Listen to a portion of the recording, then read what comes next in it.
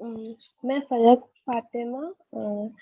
आज से आप लोगों को मैं बायोलॉजी पढ़ाऊंगी। बेसिकली आज हम लोग न्यू चैप्टर शुरू करेंगे, principal of inheritance and variation.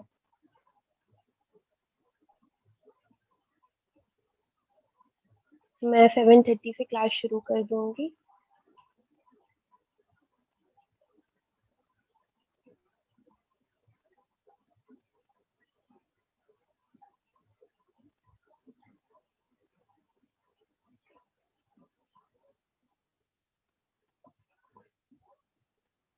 आप लोग को कुछ भी डाउट्स होगा आप लोग पूछ सकते हैं। बेसिकली अभी मैं चैप्टर को शुरू करूंगी, इसके रिगार्डिंग आप लोग को से क्वेश्चन भी करूंगी, तो आप लोग को अनम्यूट में कर दूंगी।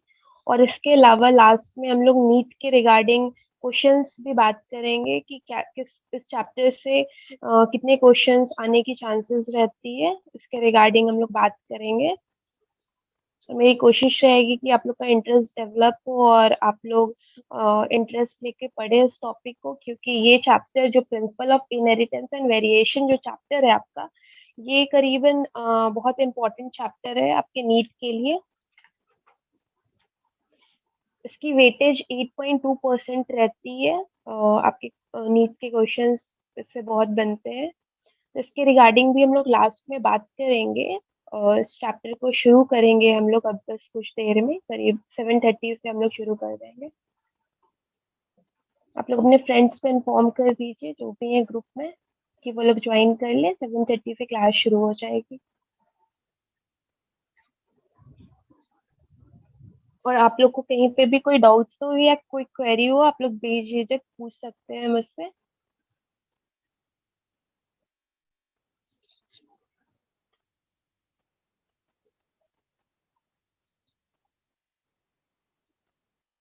जिसको भी कोई क्वेरी होगी हैंड रेज कर देगा।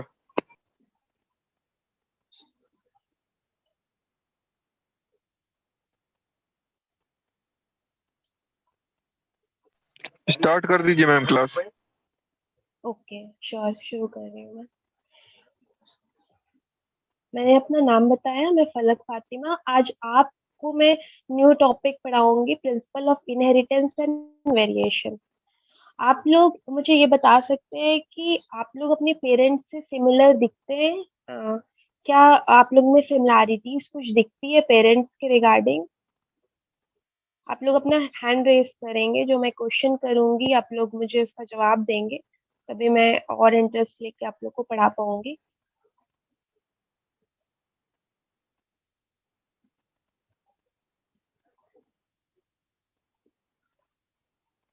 जो हैंड रेस करे आप प्लीज उनको अनम्यूट कर दीजिएगा ना। जी आना जहरा, आप बताएं।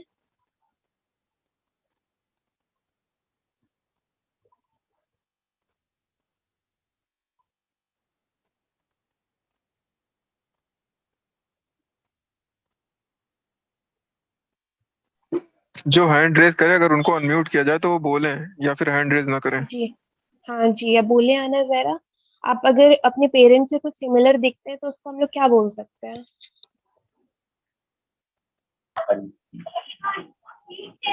अरे भाई मोमन ये मुझे ला रहा है। ठीक है, मैं कंटिन्यू कर रही हूँ टॉपिक को। जैसे कि आप लोग जो सिमिलैरिटीज दिखती है जो पेरेंट्स से, उसको हम लोग वेरिएशन कहते हैं। ठीक है। जो सिमिलैरिटीज आप लोग को दिखेगी आपके पेरेंट्स से, आप लोग सिमिलर दिखते हैं, तो वो इनहेरिटेंस की वजह से होता है। इनहेरिटेंस आपके पेरेंट्स से ऑफ स्प्रिंग मतलब कि जो बच्चे में आती है, उससे हम लोग इनहेरिटेंस कहते हैं। और जो डिफरेंस रहता है पेरेंट्स से जो चाइल्ड में, कुछ भी हम लोग वेरिएशन जो देखते हैं, जो वेरिएशन होता है और जो डिफरेंस क्रिएट होता है, हम लोग इनहेरिटेंस और बेसिकली वेरिएशन के बारे में हम लोग इसके डेप्थ में जाएंगे और इसमें बात करेंगे। तो हम लोग को कुछ कुछ टॉपिक्स है इसमें बहुत मेजर, जिस पर डिस्कशन करना जरूरी है और उसका मतलब आप लोग को जानना जरूरी है। आप लोग प्लीज पेपर और पेन लेकर के आप बैठेंगे, जिसमें आप मैं जो जो टॉपिक बोलूंगी उसको लिखते भी जाएंगे, जिससे जिसके थ्रू आप लोग आगे इसको कंटिन्यू करके समझ सकते हैं और आगे इस चैप्टर को आप लोग इजीली समझ जाएंगे। ठीक है, जैसे कि एक दो वर्ड्स है, इनहेरिटेंस का मतलब क्या होता है। इनहेरिटेंस का मतलब ही जानना बहुत जरूरी है। इनहेरिटेंस का मतलब होता है कि process by which the character passes from one generation to another. ठीक है, कोई भी कैरेक्टर अगर एक जनरेशन से दूसरे जनरेशन में जा रही है तो उसको हम लोग बोलते हैं इनहेरिटेंस। ठीक है, जैसे कि हम लोग देखते हैं कि पेरेंट्स के थ्रू हम लोग बच्चे में कुछ कुछ वेरिएशन हम लोग देखने को मिलता है, और जो सिमिलैरिटीज जो देखने को मिलती है उसको हम लोग इनहेरिटेंस बोलते हैं। ठीक है, और कोई क्वेरी रहेगी आप लोग मुझसे पूछ सकते हैं। वेरिएशन हम लोग उसको बोल सकते हैं, इसको आप लोग लिख भी सकते, लिखिएगा, राइट डाउन प्लीज करिएगा। वेरिएशन उसको बोलते हैं जिसमें degree of differences in the progeny and between a parents and a progeny. ठीक है, उसमें क्या होता है कि वेरिएशन में हम लोग जो भी डिफरेंसेस देखते हैं प्रोजेनी मतलब पेरेंट्स जनरेशन में और जो बच्चे में, तो उसको हम लोग क्या बोलते हैं कि हम लोग उसको बोलेंगे वेरिएशन। फॉर एग्जाम्पल जैसे मैं आप लोग को शो करती हूँ कि जैसे कि आपका पेरेंट्स है, ये मान लीजिए पेरेंट्स जनरेशन है यहाँ पर, और जो भी इनहेरिट करके नेक्स्ट जनरेशन में आ रही है उसको हम लोग बोल सकते हैं, हम लोग उसको इनहेरिट जो कर रहा है हेरिडेटरी उसको हम लोग इनहेरिटेंस बोल सकते हैं। फॉर एग्जाम्पल कि जैसे कि हम लोग को एक दो वर्ड्स को क्लियरली समझना होगा कि फैक्टर, फैक्टर क्या होता है। फैक्टर बायोलॉजिकल टर्म में हम लोग बोलते हैं कि substances that take part in a biochemical reaction. जैसे कि ये सब वर्ड्स को आप लोग जानेंगे तो हम लोग आगे जब चैप्टर में बढ़ेंगे तो आपको इजीली समझ आएगा। जैसे कि हम लोग सबसे पहले एक ग्रिगोर मेंडल का लॉ था जिन्होंने एक्सपेरिमेंट करा था, जिसमें हम लोग को ये समझ आएगा कि उनकी एक्सपेरिमेंट का मकसद क्या था। उनको एक्सपेरिमेंट जो उन्होंने किया तो उसमें एक्सपेरिमेंट में उन्होंने क्या बताया। ठीक है, उन्होंने बहुत सारे बेसिस को देखते हुए एक्सपेरिमेंट किया। ग्रिगोर मेंडल एक साइंटिस्ट थे जिन्होंने वेरिएशन देखा पी प्लांट में। सबसे पहले उन्होंने एक एक्सपेरिमेंट किया 1856 से लेकर के 1863 के बीच में। ठीक है, उन्होंने एक्सपेरिमेंट क्या में किया, पीजम सैटिवम जिसको हम लोग पीस कहते हैं, मटर छीमी आप लोग जानते होंगे। इससे पहले आप लोगों ने किसी ने ये इस एक्सपेरिमेंट के बारे में सुना है, ग्रिगोर मेंडल के एक्सपेरिमेंट के बारे में? आप लोग प्लीज हैंड रेस करेंगे जिन्होंने भी इसके बारे में सुना होगा। गुड। अभी हमने देखा, सबसे पहले हमने देखा मीनिंग क्या होता है इनहेरिटेंस का। इसके बाद हमने देखा वेरिएशन क्या होता है, वेरिएशन का मतलब क्या होता है। ठीक है, तो ग्रिगोर मेंडल जो थे, मेंडल्स थे, तो उनका एक्सपेरिमेंट था। ठीक है, सबसे पहले इन्होंने एक एक्सपेरिमेंट किया था पी प्लांट में। ठीक है, तो उन्होंने सबसे पहले देखा था एक पी प्लांट के पास, वो गए थे एक बार गार्डन में। तो उन्होंने देखा था कि पी प्लांट में गार्डन में बहुत सारा वेरिएशन उनको देखने को मिला। ठीक है, उन्होंने देखा कि बहुत सारे टॉल प्लांट है यहाँ पर, टॉल प्लांट है। उन्होंने एक्सपेरिमेंट किया था, ये पेरेंट जनरेशन इसको हम लोग बोल सकते हैं, पेरेंट जनरेशन, जनरेशन। ठीक है, तो इन्होंने देखा टॉल प्लांट है, ये टॉल प्लांट इसमें लिख देंगे। ये एक बहुत इंपॉर्टेंट एक्सपेरिमेंट है, इसको समझना, ये इसका बेस है, इस चैप्टर का ये बेस है ग्रिगोर मेंडल का, जिसके थ्रू आप लोग आगे को बहुत अच्छे से समझ पाएंगे। ठीक है, तो उन्होंने एक एक्सपेरिमेंट किया जिसमें टॉल प्लांट थे और उन्होंने एक ड्राफ्ट प्लांट किया, छोटे प्लांट थे। ठीक है, तो उन्होंने क्या देखा आगे फर्दर, जब उन्होंने ये एक्सपेरिमेंट किया तो उन्होंने नेक्स्ट सीडलिंग जनरेशन में ये देखा कि ये देखा कि जब ऑल प्लांट यहाँ पर थे, ठीक है, और यहाँ पर शॉर्ट प्लांट थे, ड्रॉप बोल सकते हैं, ड्रॉप प्लांट, उन्होंने ये देखा फर्दर, ये दोनों का एक्सपेरिमेंट हुआ। तो जो प्लांट आए जिसको हम लोग टीटी भी बोल सकते हैं, यहाँ पे हम लोग कैपिटल टी और स्मॉल टी बोल सकते हैं, कैपिटल टी और स्मॉल टी ऑल प्लांट के लिए। और इन्होंने एक्सपेरिमेंट जब किया तो सारे जो प्लांट्स आए नेक्स्ट जनरेशन में, इसको हम लोग क्रॉस करते हैं। जी सर, मैंने शेयर कर दिया। तो सबसे पहले मेंडल ने क्या किया कि उन्होंने एक्सपेरिमेंट किया टॉल और ड्राफ्ट प्लांट में, ठीक है। वो मैं एक्सपेरिमेंट भी आप लोग को शो करूंगी, अभी शेयर करने में प्रॉब्लम आ रही है। तो बेसिकली उन्होंने क्या देखा कि जब उन्होंने एक टी के गार्डन में गए तो उन्होंने देखा कि बहुत सारे डिफरेंसेस उनको देखने को मिले। उन्होंने देखा कि सीड के शेप में डिफरेंस है, कोई राउंड है, कोई व्रिंकल्ड है। सीड के कलर में डिफरेंसेस उन्होंने देखा, येलो कलर है, ग्रीन कलर है। फ्लावर के कलर्स में डिफरेंसेस देखा, वाइट वाले। फिर उन्होंने देखा कि बहुत सारा वेरिएशंस है। जो डिफरेंसेस आप लोग जो देख रहे हैं प्लांट्स में, इसको हम लोग कहेंगे वेरिएशंस। बेसिकली हमने ये देखा कि मेंडल्स लॉ ने बहुत सारे कैरेक्टर्स में डिफरेंसेस देखा। और उन्होंने देखा कि कोई डोमिनेंट कैरेक्टर है, डोमिनेंट कैरेक्टर हम लोग उसको बोलते हैं जो शो करता है। और जिसमें हम देख सकते हैं जैसे कि जो टॉल प्लांट्स हुए, जो अपना ट्रेट को शो करता है उसको हम लोग बोलते हैं डोमिनेंट कैरेक्टर। वो अपना ट्रेट को नहीं शो कर पाता है तो उसको हम लोग बोलते हैं रेसेसिव कैरेक्टर, ठीक है। तो इसमें हम लोग क्या देखें कि उन्होंने जो एक्सपेरिमेंट करा टॉल प्लांट का और शॉर्ट प्लांट का, तो उसमें उन्होंने वेरिएशंस देखा। उन्होंने जब एक्सपेरिमेंट किया टॉल प्लांट को और टॉल प्लांट को, तो उन्होंने ये देखा उनका इनहेरिटेंस ऑफ वन जीन में। उन्होंने फर्स्ट मिलियन जनरेशन जब किया प्लांट का, जब फर्स्ट मिलियन जनरेशन में टी को टी से क्रॉस जब किया उन्होंने, ये टॉल प्लांट को और शॉर्ट प्लांट को, तो उनको नेक्स्ट जनरेशन में ये देखे कि आगे पहले जनरेशन में उन्होंने ये देखा जितने भी प्लांट्स थे सारे प्लांट्स टॉल आए हैं। बट उन्होंने नेक्स्ट जनरेशन में जब देखा कि सारे प्लांट्स में वेरिएशन दिखना शुरू हो गया था। उन्होंने फर्स्ट जनरेशन में देखा कि कुछ कुछ डिफरेंसेस नहीं है, सारे प्लांट्स टॉल है, कैपिटल टी और स्मॉल टी आया, जिसका मैं डिफरेंस आप लोगों को दिखाऊंगी। नेक्स्ट जनरेशन में उन्होंने ये देखा कि उसमें डिफरेंसेस शो होना शुरू हो गया है, ठीक है। तो इसमें आप लोग ये देखेंगे कि step in making a cross in a P, तो उन्होंने क्या क्या स्टेप्स लिया कोई भी क्रॉस करने में। जैसे कि हम लोग देख सकते हैं कि क्रॉस हाइब्रिडाइजेशन बहुत इंपॉर्टेंट है। हाइब्रिडाइजेशन का मीनिंग कोई भी जानता है ग्रुप में? Anybody knows what is the meaning of hybridization? आप हैंड रेस करेंगे जिन्हें हाइब्रिडाइजेशन का मीनिंग पता होगा।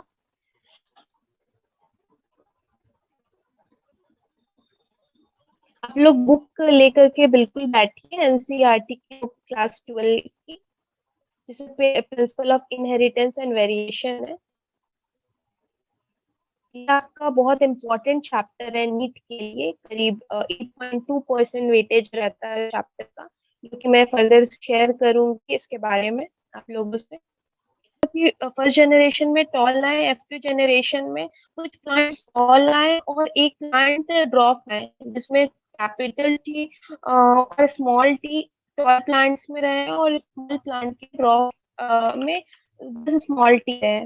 तो उन्होंने क्या देखा कि हम लोग मोनो हाइब्रिड और डाई हाइब्रिड के बारे में इससे जानेंगे। आप मोनो हाइब्रिड और डाई हाइब्रिड का डिफरेंस लिखेंगे यहाँ पर। मोनोहाइब्रिड क्रॉस एक ऐसा क्रॉस होता है इसमें फर्स्ट जनरेशन में offspring of a parent who differ in one trait, while the dihybrid cross में ये होता है cross between a first generation of offspring of parent who differ in a two trait. Hybridization का सही आपने difference definition लिखा है। और ये हाइब्रिडाइजेशन ही हुआ जब आगे ये प्रोसेस को कंटिन्यू किया। और ये हम लोग देखे मेंडल्स लॉ को, उन्होंने डिफरेंट हाइब्रिड को लिया और उन्होंने डिफरेंस क्रिएट किया, और इस डिफरेंस को हम लोग बोल सकते हैं वेरिएशन, जिसके बारे में मैंने डिस्कस किया है।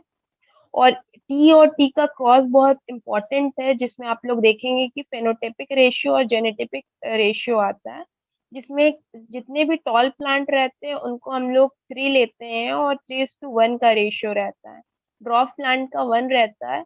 और जेनेटोपिक रेशियो का मतलब होता है कि आप लोग कोई बता सकते हैं या आप लोग चैट बॉक्स में लिखिएगा कि what do you mean by phenotypic ratio और जेनोटिपिक रेशियो? कोई भी आप लोग बता सकते हैं तो आप लोग इसका डिफरेंस लिख सकते हैं नीचे चैट बॉक्स में। ठीक है, आप लोग चैट बॉक्स में इसका डिफरेंस लिखिएगा, क्योंकि जेनेटिपिक रेशियो और फेनोटिपिक रेशियो रहता है, ये इम्पोर्टेंट क्वेश्चन उतना नहीं है, बट इसको जानना बहुत इम्पोर्टेंट है क्योंकि ये बहुत बेसिक क्वेश्चन है। तो हम लोग ये देखें कि उन्होंने ये एक्सपेरिमेंट करा, और ये एक्सपेरिमेंट करने के बाद उन्होंने ये कहा कि मोनोहाइब्रिड क्रॉस और डाई हाइब्रिड क्रॉस के बारे में। तो मोनोहाइब्रिड और डाई हाइब्रिड का मैंने डेफिनेशन बताया है कि मोनोहाइब्रिड क्रॉस क्या होता है और डाई हाइब्रिड क्रॉस क्या होता है, और हाइब्रिडाइजेशन का डेफिनेशन भी बहुत अच्छा ग्रुप में आया है। आगे इस चैप्टर को हम लोग कंटिन्यू करेंगे। फिनोटिपिक मतलब होता है फिजिकल कैरेक्टर, जो कि बाहर से जो दिखता है उससे हम लोग कहते हैं फिनोटिपिक रेशियो, जैसे कि टॉल, ड्रॉप, या हम लोग हाइट देख सकते हैं, या हम लोग कुछ भी डिफरेंस देख सकते हैं जिसमें हम लोग जज कर सकते हैं, उसको हम लोग कहते हैं फिनोटिपिक रेशियो। जीनोटिपिक रेशियो बताना बहुत डिफिकल्ट होता है क्योंकि ये जीन में दिखता है। ठीक है, ये जीन में दिखता है तो उसको हम लोग जेनेटिपिक रेशियो बोलते हैं। जब हम लोग क्रॉस करते हैं टॉल प्लांट का, यहाँ पे देखिएगा आप लोग फेनोटिपिक रेशियो और जेनेटिपिक रेशियो मेंशन किया हुआ है। तो हम लोग जब टॉल और प्लांट को यहाँ पर हम लोग देखेंगे, टॉल प्लांट और टॉल प्लांट आए, 3 टॉल प्लांट रहे हैं आपका, कैपिटल टी और कैपिटल टी रहा, तो उसको हम लोग टॉल लिए, और एक कैपिटल टी दोनों स्मॉल टी आया, तो देन इट इज ड्रॉफ। ठीक है, और जेनेटिपिक रेशियो में क्या होगा कि सारे प्लांट टॉल लाएंगे और टॉल के साथ ड्रॉप 2 रहेगा और एक स्मॉल रहेगा, तो उसमें 1:2:1 का रेशियो रहता है, और फेनोटिपिक में 3:1 का रेशियो रहता है। हम लोग लास्ट में कुछ इंपॉर्टेंट नीट का क्वेश्चंस भी डिस्कस करेंगे, करीब मैं 5 क्वेश्चन आप लोग को लास्ट में दूंगी, जो कि इम्पोर्टेंट क्वेश्चंस है आपके नीट के लेवल का। इस चैप्टर में आपको और भी कुछ कुछ आपको लॉ ऑफ डोमिनेंस वगैरह पढ़ेंगे, इसमें टेस्ट कॉस्ट क्या होता है, कैपिटल टी और स्मॉल टी का कॉम्बिनेशन कैसे बनता है, इसके रिगार्डिंग मैं बोर्ड शेयर करूंगी। अभी प्रॉब्लम्स आ रहे हैं शेयर करने में, तो मैं उसके रिगार्डिंग आप लोग को अच्छे से उसको समझाऊंगी, तब हम लोग चैप्टर को अच्छे से कंटिन्यू कर पाएंगे। तो इसमें हम लोग देखते हैं कि सबसे पहले आप लोग, मुझे ये चीज क्लियर करना जरूरी है आप लोग के लिए कि जो भी वेरिएशन अराइज क्यों होता है। वेरिएशन का मतलब आप लोग को मैं बताइए, डिफरेंसेस। कोई भी डिफरेंस हम लोग देखते हैं तो वो अराइज क्यों होता है, उसका कुछ कुछ फैक्टर्स होता है अराइज होने का। वेरिएशन कोई भी अराइज होता है उसमें 2-3 फैक्टर इंपॉर्टेंट होता है, जैसे कि आप लोग ये इसे लिख भी सकते हैं, इसे आप लिख लीजिएगा, जैसे कि ऑप्शन में उसमें दे सकता है कि इनमें से कौन सा वेरिएशन अराइज नहीं होने का मेन रीजन होता है। ठीक है, तो इस बार नीट का जो पैटर्न मैंने देखा है उसका बेसिकली ये होता है कि आपके बेसिक से क्वेश्चन पूछा जाता है। आपका जितना बेसिक स्ट्रांग रहेगा उतने अच्छे से आप लोग क्वेश्चन को अटेम्प्ट कर सकते हैं।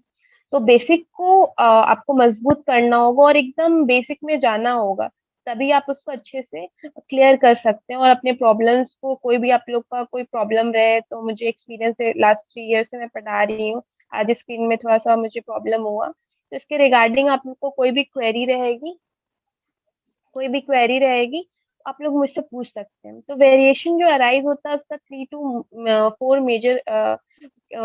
मेजर प्रॉपर्टीज रहता है, जैसे कि reshuffling of genes and chromosome. पहला आप लोग लिखिएगा, reshuffling of gene and chromosome, पहला उसका वेरिएशन अराइज होने का पहला पॉइंट आप लोग ये लिख सकते हैं। रीशफल हो जाता है जीन्स और क्रोमोसोम, इसकी वजह से वेरिएशन होता है, डिफरेंसेस क्रिएट होता है। दूसरा ये होता है क्रॉसिंग ओवर और रिकॉम्बिनेशन। ठीक है, हम लोग जैसे अभी क्रॉस के बारे में बात कर रहे थे, कैपिटल टी और स्मॉल टी को जब हम लोग टॉल और ड्रॉप प्लांट का हम लोग क्रॉस कर रहे थे, उस वक्त भी वेरिएशन क्रिएट हो जाता है, क्योंकि हमने देखा कि एक एक फर्स्ट फिलियन जनरेशन में बस कैपिटल टॉल प्लांट आ रहे हैं, फिर नेक्स्ट जनरेशन में हम लोग ये देख रहे हैं कि टॉल और शॉर्ट प्लांट आ रहे हैं। तो ये जो हम लोग वेरिएशन देख रहे हैं, ये सब क्यों अराइज होता है? क्रॉसिंग ओवर की वजह से होता है, या रिकॉम्बिनेशन की वजह से होता है, या म्यूटेशन की वजह से होता है। ठीक है, आप लोग जानते हैं सिकल सेल एनीमिया एक म्यूटेशन का बहुत अच्छा एग्जाम्पल है। ये इन्वायरमेंटल इफेक्ट की वजह से भी होता है। तो ये सब मेन रीजन है जिसकी वजह से कोई भी वेरिएशन और डिफरेंसेस क्रिएट होता है। इस चैप्टर में आगे हम लोग देखेंगे कि और भी शेयर कर रही हूँ या कुछ एक्सप्लेन करने की कोशिश कर रही हूँ, तो ये मेरा लॉग आउट हो जा रहा है, इसलिए मैं आप लोग को टाइप करके नहीं बता पा रही हूँ। तो बट आप लोग आज थ्योरेटिकल पार्ट को क्लियर कीजिए, फिर मैं नेक्स्ट डे मैं प्रैक्टिकली आप लोग को एक्सप्लेन करूंगी सारी चीजों को, ठीक है। लॉ ऑफ डोमिनेंस आप लोग देखेंगे, मेंडल्स का ही ये लॉ था, लॉ ऑफ डोमिनेंस, ठीक है। उन्होंने प्रिंसिपल ऑफ इनहेरिटेंस में पहला लॉ जो बताया उसका नाम था लॉ ऑफ डोमिनेंस। उनका सेकंड लॉ जो था वो लॉ ऑफ सेग्रीगेशन था, ठीक है। फर्स्ट लॉ जो लॉ ऑफ डोमिनेंस था, उन्होंने ये बताया कि characters are controlled by the discrete unit called a factor, ठीक है ना। जो भी कैरेक्टर्स होता है वो कंट्रोल किसकी वजह से होता है, डिस्क्रीट यूनिट, जिसको हम लोग क्या कहते हैं, फैक्टर। फैक्टर का आप लोग डेफिनेशन लिख सकते हैं कि फैक्टर क्या होता है, ठीक है। फैक्टर का डेफिनेशन भी आप लोग लिख लीजिएगा कि कोई भी एक ऐसा substances take part in a biochemical reaction, कोई भी एक ऐसा सब्सटेंस जो किसी भी बायोकेमिकल रिएक्शन में पार्टिसिपेट करता है, उसको हम लोग क्या कहते हैं, फैक्टर्स कहते हैं। उन्होंने दूसरा ये कहा लॉ ऑफ डोमिनेंस में, factor occur in pair. Factor कैसे अकर करता है, पेयर्स में अकर करता है। In a dissimilar pair of factor, one member of the pair dominates the other, ठीक है। पहला क्या होता है, वो डोमिनेंट कैरेक्टर होगा और दूसरा रेसेसिव कैरेक्टर होगा। पहला अपना वो दिखाएगा, शो करेगा, और नेक्स्ट जो रहेगा वो शो नहीं करेगा। तो उनका यही मेन फैक्टर था लॉ ऑफ डोमिनेंस का। ये तीनों पॉइंट आप लोग देख लीजिएगा, एनसीईआरटी बुक में बहुत प्रॉपरली और क्लियरली मेंशन किया हुआ है कि लॉ ऑफ डोमिनेंस क्या होता है। लॉ ऑफ डोमिनेंस में हम लोग ये भी देखते हैं कि जो पहला पेरेंटल कैरेक्टर जो होता है मोनोहाइब्रिड क्रॉस F1 में, वो एक्सप्रेस करेगा, ठीक है। और जो उसका रेशियो क्या होगा, 3:1 का रेशियो होगा। 3:1 का रेशियो मतलब कि सारे टॉल प्लांट रहेंगे और एक आपका जो प्लांट रहेगा वो शॉर्ट प्लांट रहेगा, ठीक है। फिर उन्होंने ये बताया लॉ ऑफ सेग्रीगेशन में, इसमें इनकम्प्लीट डोमिनेंस के बारे में भी हम लोग जानेंगे। में उन्होंने पी जनरेशन में जो पेरेंटल जनरेशन था उसमें क्या लिया कि आर आर लिया, जिसको रिप्रेजेंट किया रेड कलर से, और दूसरा व्हाइट के लिए स्मॉल आर आर लिया, ठीक है। तो उसमें क्या हुआ, जो हम लोग आर को एक सिंगल आर को लेते हैं, जिसमें क्या होता है कि हम लोग फर्स्ट फिलियन जनरेशन को कैपिटल आर को रिप्रेजेंट करते हैं और व्हाइट का स्मॉल आर को रिप्रेजेंट करते हैं। तो उन्होंने ये देखा जब व्हाइट और रेड का जो मिक्सअप हुआ तो पिंक कलर में वो शो किया फर्स्ट मिलियन जनरेशन में, ठीक है। तो उसको उन्होंने क्रॉस किया। ये आप लोग क्रॉस एक्स एक्स क्रोमोसोम और एक्स वाई क्रोमोसोम में भी देखे होंगे। ये क्रॉस बहुत इंपॉर्टेंट है और ये क्रॉस को सीखना भी बहुत इंपॉर्टेंट है।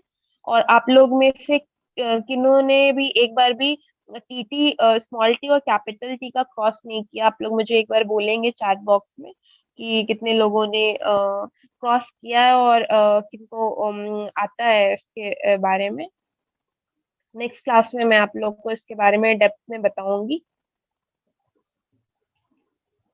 ठीक है। तो इसमें क्या हुआ कि उन्होंने कैपिटल आर और स्मॉल आर, ठीक है, जिन्हें नहीं आता है वो मैं क्रॉस दिखाऊंगी क्योंकि ये बेसिक है। जैसे कि मैंने कहा कि नीट में अभी क्वेश्चन एकदम बेसिक से आ रहा है। जैसे कि हम लोग टॉप में सोचते हैं कि हम लोग को इसके डेप्थ में आना है, इसके डेप्थ में जाना है, तो वैसे ही हम लोग को बेसिक भी क्लियर और स्ट्रॉन्ग करना होगा, जिसके थ्रू आप लोग अच्छे से पेपर को इजीली कैरी अप कर पाएंगे और इजीली समझ पाएंगे। तो मैं आगे इसको कंटिन्यू करती हूँ। तो उन्होंने गैमेट्स लिया, तो गैमेट्स में आर आर जो रेड कलर था और व्हाइट कलर को क्रॉस किया, तो उन्होंने ये देखा फेनोटाइपिक जो रेशियो आता है कैपिटल आर का एक ही रहता, पिंक कलर में 2 रहता और व्हाइट कलर में 1 रहता है।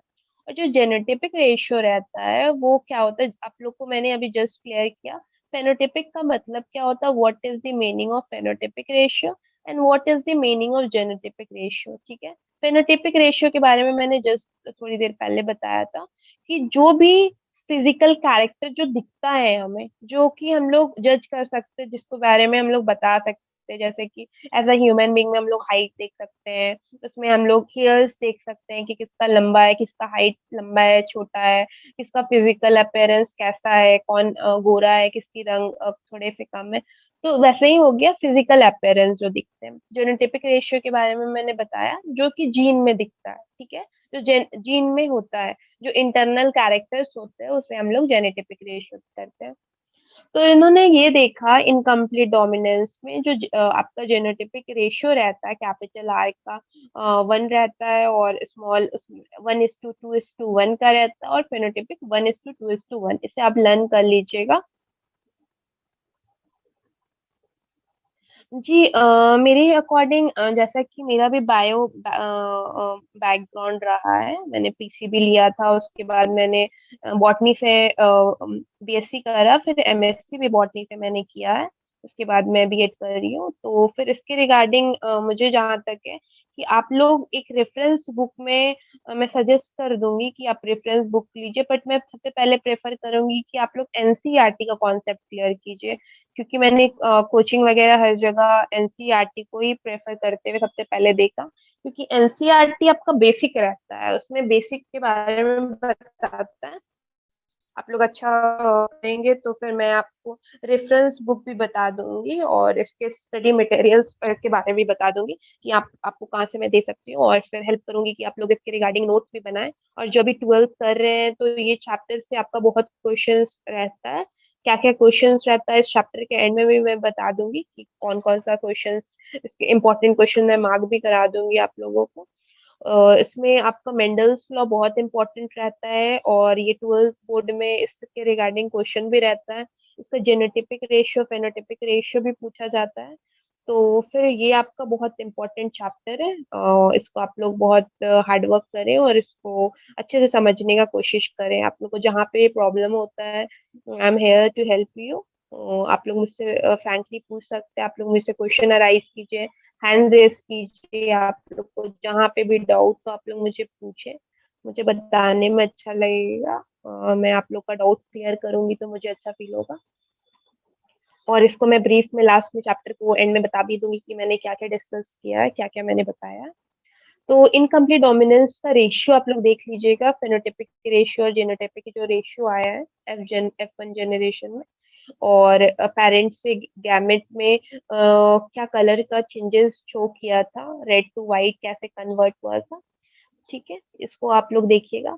फिर कोडोमिनेंस किसे कहते हैं? कोडोमिनेंस फर्स्ट फिलियन जनरेशन में हम लोग देखते हैं, दो इनकम्प्लीट डोमिनेंस आया है, आप लॉ ऑफ सेग्रीगेशन का दो पार्ट है, एक इनकम्प्लीट डोमिनेंस है और दूसरा जो पार्ट है वो कोडोमिनेंस है। कोडोमिनेंस में हम लोग ये देखते हैं कि फर्स्ट जनरेशन जो रहता है रिजेंबल करता है बोथ पेरेंट्स रहते हैं, ठीक है। इसमें जैसे कि हम लोग ब्लड ग्रुप में भी देख देते हैं कि किसी में आपका क्या होता है, जो ब्लड ग्रुप को लेते हैं आप लोग को एलील का इसमें डेफिनेशन आना बहुत जरूरी है। आप लोग एलील का डेफिनेशन लिख लीजिएगा। कोडोमिनेंस में आपको इसका नीड रहता है, आपको 1 मार्क क्वेश्चन में भी पूछा जा सकता है कि इनमें से कौन सा सही आपका ऑप्शन है जिसमें एलील का डिफरेंस डेफिनेशन रहता है। उसमें लिखिएगा 1 or 2 or a more DNA sequencing, 1 of 2 or more DNA sequencing occurring at a particular gene of locus। Allele का आप लोग लिख लेंगे डेफिनेशन। इसमें आप लोग देखिएगा एलील के बारे में, ठीक है। आई ए और आई ए जब आप लोग पेरेंट 1 में लिया गया है और एलील फ्रॉम अ पेरेंट 2 में लिया गया है, तो जो जेनोटिपिक आया है वो आई ए और आई ए रहा है, मतलब कि जो ब्लड टाइप ऑफ ऑफरिंग रहेगा वो ए रहेगा। तो इसमें आप लोग को ये जानना है कि कोडोमिनेंस में होता क्या है। कोडोमिनेंस में एक बहुत अच्छा हम लोग इसमें बात कर सकते हैं कि एक बहुत अच्छा एग्जांपल है जिसमें different type of red blood cell RBC हम लोग देखते हैं, that determines the ABO blood grouping in a human being, ठीक है। ABO ब्लड ग्रुप जो कंट्रोल जो करता है वो जीन आई, एलील आई की वजह से ही वो कंट्रोल करता है। तो इसमें आप लोग को पूछा जा सकता है कि आप लोग ब्लड ग्रुप जो बनता है, जो ब्लड ग्रुप, इसको आप लोग को लर्न भी करना पड़ेगा कि ब्लड ग्रुप जो बनता है आई ए, और आई ए जो blood group blood type of offspring रहता है ए कैसे रहता है। ए बी कैसे होता, ब्लड ग्रुप कैसे बनता, उसमें एलील ए रहेगा और एलील बी रहेगा पेरेंट्स में, पेरेंट्स वन में, मदर में और फादर में, तो वो ए बी बन जाता है ब्लड ग्रुप। जब एलील ए रहेगा डोमिनेंट और आई जो रहेगा रेसेसिव, हम थर्ड पार्ट के बारे में बात करें, ये फिगर को ध्यान से आप लोग देखिएगा। आई जो स्मॉल दिया हुआ वो रेसेसिव है, डोमिनेंट वो होता है जो कि वो शो करे, जो अपना ट्रेट को शो करता है वो डोमिनेंट कैरेक्टर होता है, जो अपना ट्रेट को नहीं शो कर पाता उसको हम लोग बोल सकते हैं रेसेसिव कैरेक्टर। ठीक है, तो जो शो नहीं कर पाया तो हम लोग देख सकते हैं कि यहाँ पर जी सबा आप बोल सकते हैं क्वेश्चन अपना चैट बॉक्स में मुझे कीजिए। Hello ma'am, blood group positive और जी बोलिए। ब्लड ग्रुप पॉजिटिव और नेगेटिव क्यों होता है? आपका पॉजिटिव और नेगेटिव ये आपका पेरेंट्स पर डिपेंड करता है। ये जो एक्स एक्स और जो एक्स वाई जो हम लोग का जो आगे फर्दर बनता है, जो एलील जो शो करता है पेरेंट्स में जो आता है, जो ट्रेट जो फर्दर शो करता है उसमें पॉजिटिव अगर रहता है तो वो पॉजिटिव कैरेक्टर होता है। वही एलील जो मैंने अभी जस्ट मैं बात कर रही हूँ, जो एलील आपका शो करेगा उसकी वजह से हम लोग का वो ट्रेट दिखेगा, और ट्रेट दिखने के बाद उसमें क्या होता है, एक या एक से ज्यादा डीएनए सीक्वेंस जो रहता है पर्टिकुलर जीन लोकस में हुआ हुआ रहता है।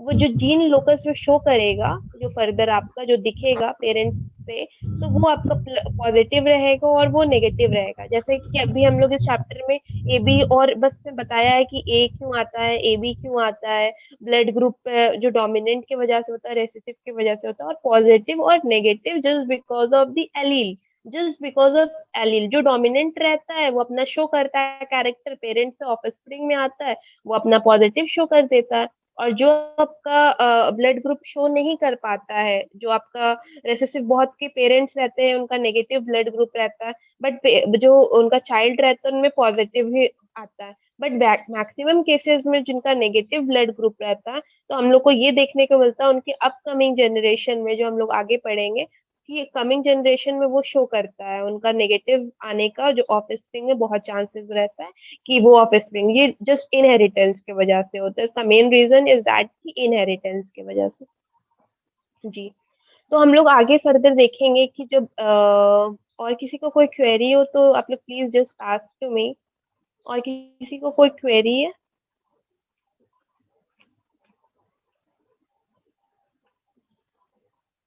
अच्छा, आपको एलील का नहीं पता है, एलील किसे कहते हैं? तो एलील का मैंने थोड़ी देर पहले डेफिनेशन लिखाया था। मैं आप लोग को एक हम लोग एक दिन वीक में बेसिक मैं बता दूंगी, इसका एक बेसिक क्लास मैं दे दूंगी जिसमें आप लोग को बेसिकली जो भी डाउट्स रहेगा आप लोग फ्रैंकली मुझसे पूछ सकते हैं, बात कर सकते हैं, क्योंकि बेसिक को बहुत स्ट्रॉन्ग करना बहुत जरूरी है।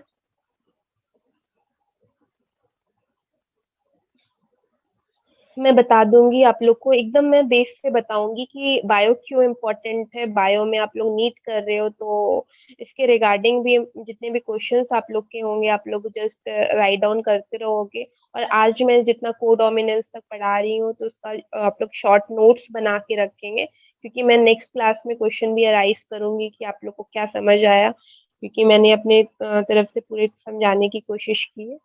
आप एलील का लिख लेंगे। एलील का स्पेलिंग होता है ELLELE, एलील, जो अपने चैट बॉक्स में गलत लिखा है। एलील का स्पेलिंग आप लोग पहले अच्छे से लिख लेंगे, ELLELE।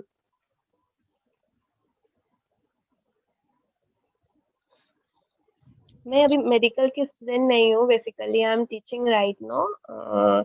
मैं पीजी के स्टूडेंट्स को पढ़ाती हूँ और मेडिकल के भी स्टूडेंट्स को पढ़ाती हूँ, और बेसिकली मैं अभी गवर्नमेंट सर्विस वगैरह के लिए प्रिपेयर कर रही हूँ।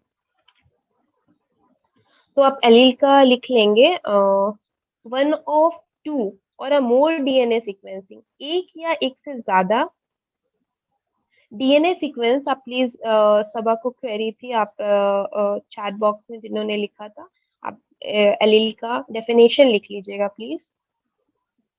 एक या एक से ज्यादा डीएनए सीक्वेंस अकर होता है किसी भी जीन लोकस में, उसको हम लोग एलील बोलते हैं।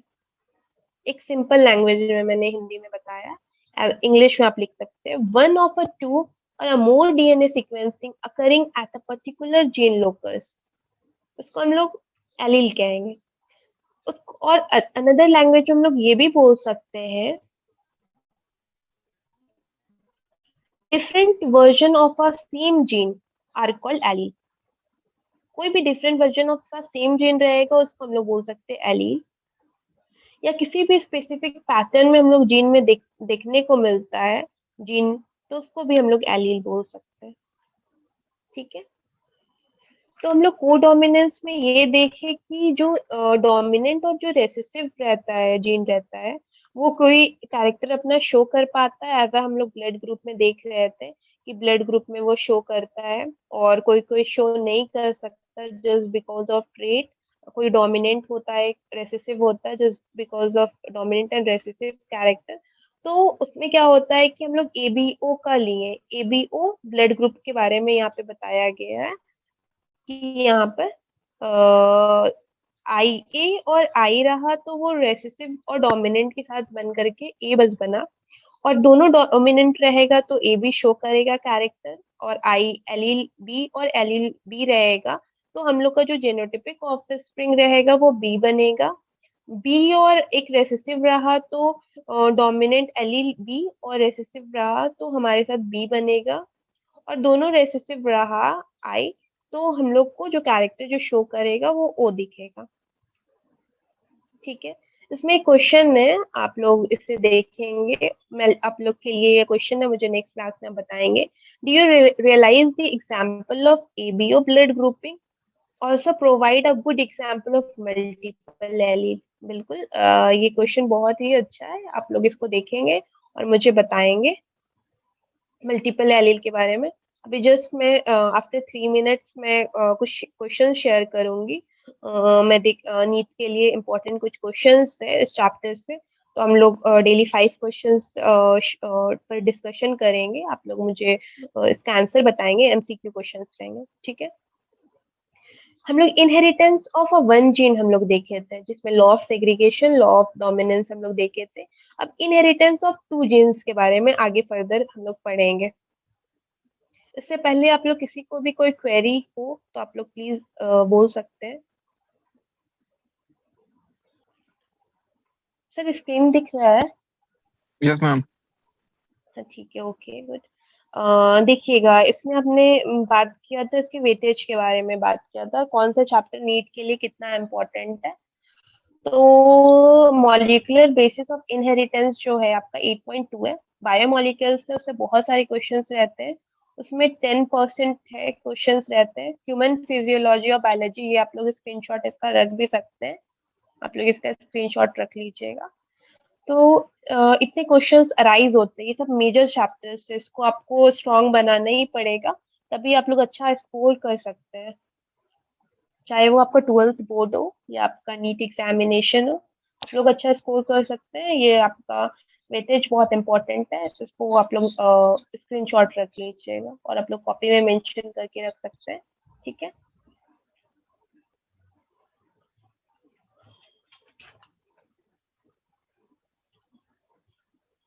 सबसे पहले आप नीट की प्रिपरेशन कर रही हैं तो मेडिकल के लिए एनसीईआरटी को क्लियर कीजिए। एनसीईआरटी आपका बहुत अच्छे से कंप्लीट हो जाता है, एनसीईआरटी का कॉन्सेप्ट क्लियर हो जाता है, तो इसके बाद आपको सबसे ज़्यादा इम्पोर्टेंट है कि हम लोग को बताया गया था कि 11th-12th में तो दिनेश की बुक अच्छी होती है, जिसमें बहुत अच्छे से क्लियरली आपको एग्जाम्पल के साथ में बताया जाता है सब कुछ। तो मैंने दिनेश का बुक देखा है। हाँ, एनसीईआरटी प्रैक्टिस के लिए ठीक है, दिनेश का बुक आप देख सकती हैं। दिनेश के अलावा एक दो अच्छे राइटर्स की बुक है, मैं बताऊंगी आपको। दिनेश में भी आपका कॉन्सेप्ट क्लियर होगा और उसमें बहुत सारे क्वेश्चन प्रैक्टिस के लिए रहते हैं, इसीलिए मैं उसे प्रेफर कर रही हूँ कि वो आप लोग कर सकते हैं। एक कॉमन क्वेश्चन है, बहुत इजी क्वेश्चन है, a common test to find a genotypic hybrid is by, किसके through genetic genotype type of hybrid हम लोग कॉमनली टेस्ट कर सकते हैं? वालेकुम अस्सलाम। आप देखेंगे क्रॉस ऑफ, इसका ऑप्शन आपका है cross of F2 progeny. F2 का मतलब क्या होता है? F2 generation, second filial generation, crossing of one F2 progeny with a female parent. ये बहुत इंपॉर्टेंट और बहुत अच्छा क्वेश्चन था, इसलिए मैंने आप लोग के लिए रखा है।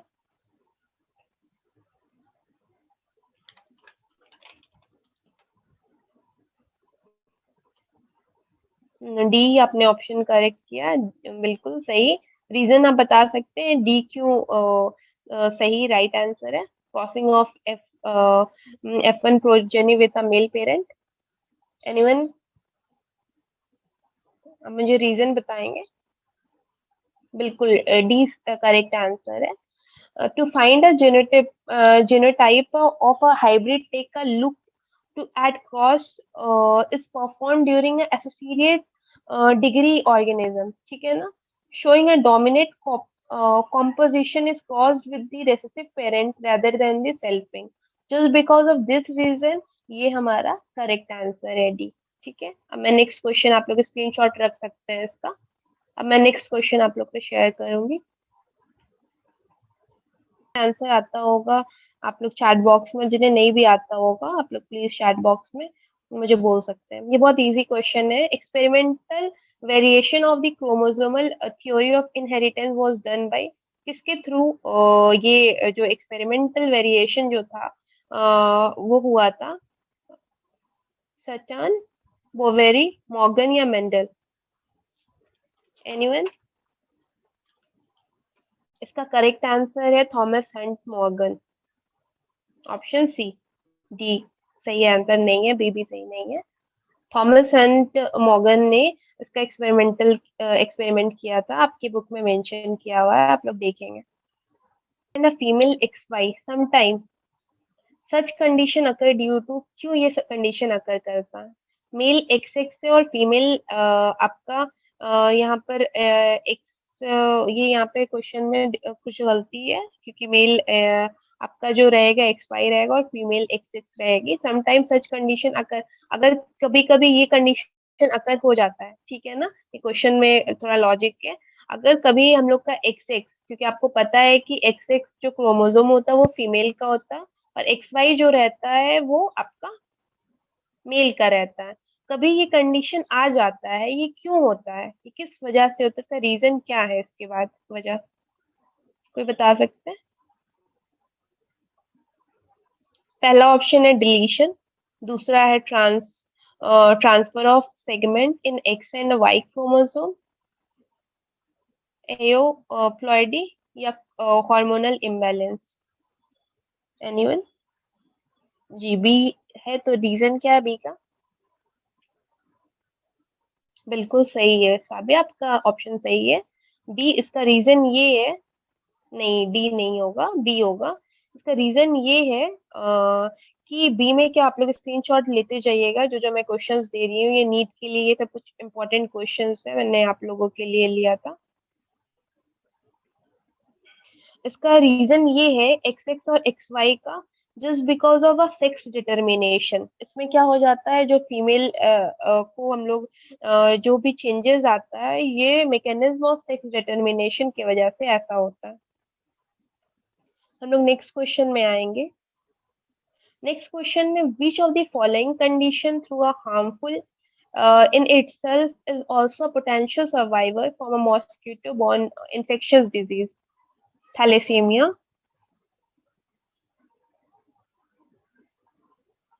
अच्छा आप सेकंड का नहीं ले पाए थे स्क्रीनशॉट, मैं अभी शेयर कर दूंगी, आप लोग फिर से ले लीजिएगा। इसमें क्या ऑप्शन होगा? बी, रीजन क्या है बी का? करेक्ट आंसर है B, is a correct answer. Sickle cell anaemia cause a variant form a haemoglobin in a red blood cell, ठीक है, हाँ बी करेक्ट आंसर है। तो ये सब MCQ आप लोग प्रैक्टिस भी करते हैं चैप्टर के साथ में, तो आपका कॉन्सेप्ट भी क्लियर होता है और आप लोग एक तरीके से प्रिपेयर भी होते जाते हैं एग्जामिनेशन के लिए। आपने स्क्रीनशॉट नहीं लिया था। फादर ऑफ जेनेटिक्स कोई बता सकता है? Who is the father of genetics? Anyone? आप लोग रेज हैंड करेंगे और मैं अनम्यूट कर दूंगी। Who is the father of genetics? ये भी आप लोग मेंशन कॉपी में राइट डाउन कर लीजिएगा, क्योंकि ये साइंटिस्ट का नेम जानना बहुत इंपॉर्टेंट है। ये सब बेसिक है बिल्कुल।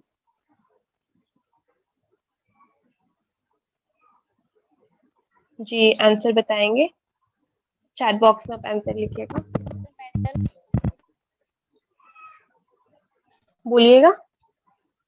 फादर ऑफ जेनेटिक्स, जेनेटिक्स के पिता किसे कहा जाता है? मेंडल। जी बिल्कुल, मेंडल का स्पेलिंग रॉन्ग है, इसको करेक्ट कीजिएगा। MENDAL होता है। G J Mendel. जी गुड, वेरी गुड। कोई बता सकता है कि जेनेटिक्स क्वाइंड बाय, जेनेटिक्स किसने क्वाइंड किया था? Genetics is coined by anyone?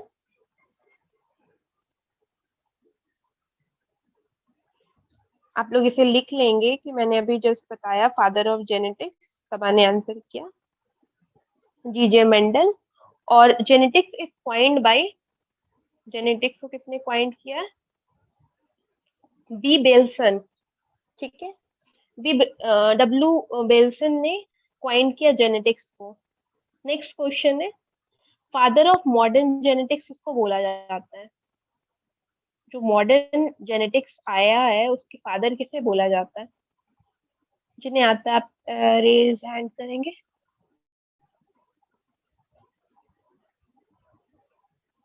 उस डब्ल्यू बेटसन को बोलते हैं फादर ऑफ जेनेटिक्स। ठीक है,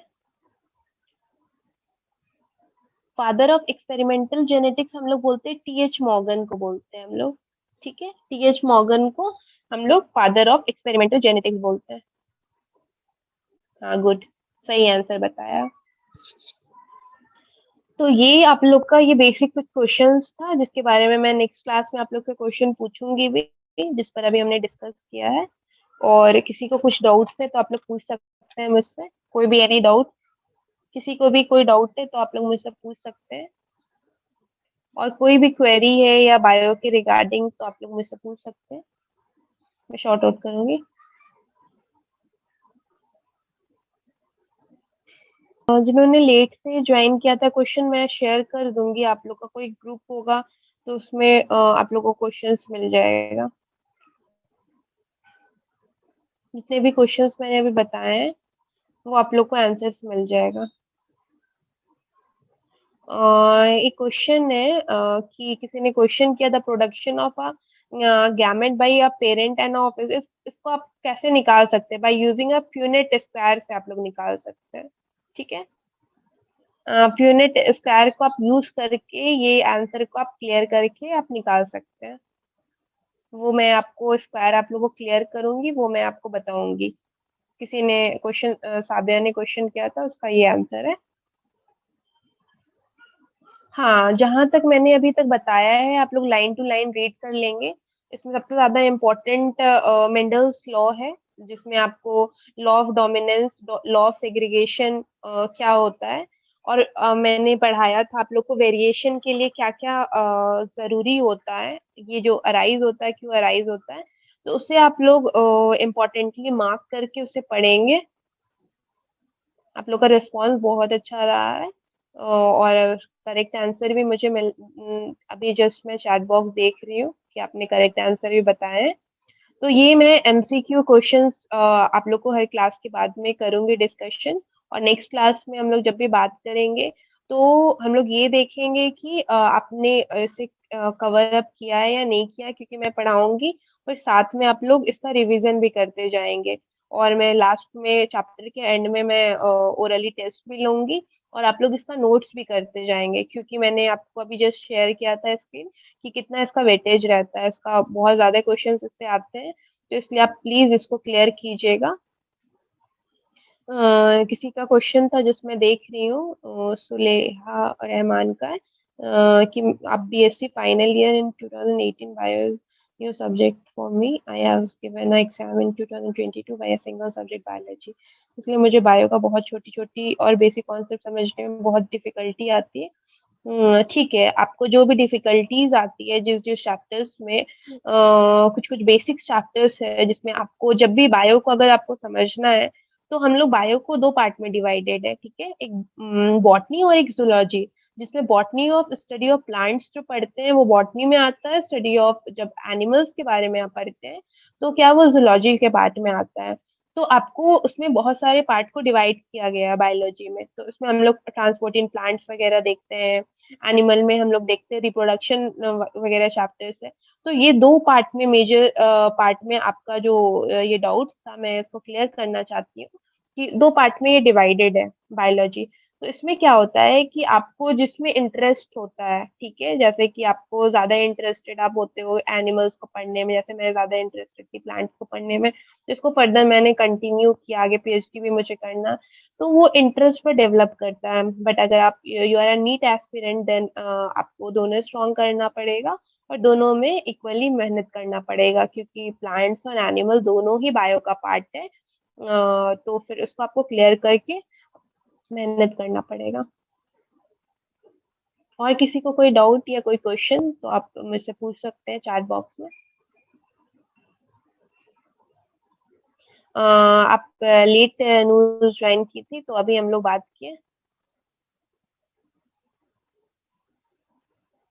बिल्कुल, क्वेश्चन प्रैक्टिस मैं करवाऊँगी। अभी मैंने प्रिंसिपल ऑफ इनहेरिटेंस में मैंने अभी बताया आपका इनहेरिटेंस क्या होता है, वेरिएशंस क्या होता है, फैक्टर्स, एलील्स के बारे में मैंने बताया, मोनोहाइब्रिड, डाइहाइब्रिड क्रॉस के बारे में बताया, जेनोटिप जेनोटाइप और फेनोटाइप के बारे में बताया। क्वेश्चन को नहीं समझा मैम, आप एनसीईआरटी डिनोट कर बताएँगे क्या?